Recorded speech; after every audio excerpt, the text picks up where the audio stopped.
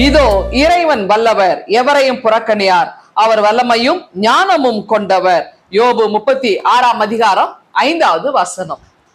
இந்த குட்டி பெண் குழந்தைகளுக்கு ரொம்ப பிடிச்ச விஷயம் எதுனா அந்த பொம்மைங்க ரொம்ப பிடிக்கும் இல்லையா?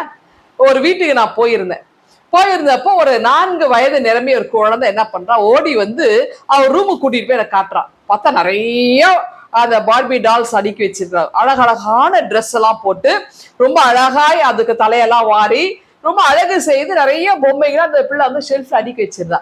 அப்புறம் அந்த பொம்மை ஒவ்வொன்றா எடுத்து எனக்கு காட்டும்போது அவளுடைய முகம் அழகா போகுது. ரொம்ப சந்தோஷமா சுவாரஸ்யமா என்கிட்ட பேசிட்டு இருக்கிறான். அப்ப அவன் சொன்னா, இன்னும் ஒரு பொம்மைக்கு ஒரு பேர் வச்சிருக்கிறான். இந்த பேரை சொல்லி இந்த பொம்மையெல்லாம் அவ வந்து பேசுவாளாம், பொம்மை கிட்ட கூப்பிடுவாளாம். அப்ப அந்த குழந்தை கிட்ட கேட்டேன், சரி இத்தனை பொம்மை வச்சிருக்கல, உனக்கு இதுல ரொம்ப எந்த பொம்மை பிடிச்சிருக்குன்னு.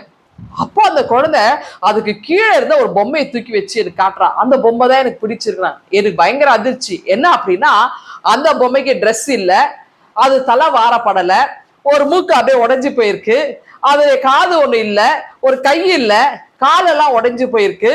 அது அந்த பொம்மை பத்தினா சொட்டையா இருக்கு, அங்கங்க ஒரு மாதிரி நசுங்கி போயிருக்கு.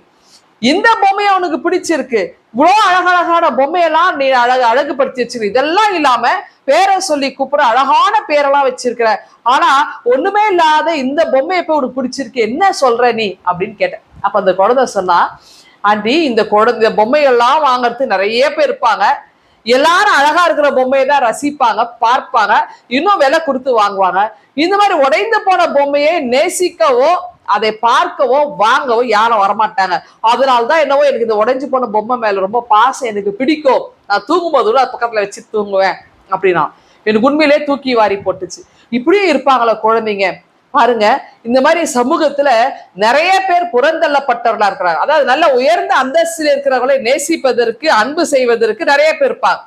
ஆனால் இந்த மாதிரி கஷ்டப்படுகிறவர்கள், கைவிடப்பட்ட நிலையில் இருக்கிறவங்க, உடல் ஊனமுற்றவர்கள், இவர்களிடத்தில் அன்பு செய்வதற்கு இன்னைக்கு ஆள் இல்லை.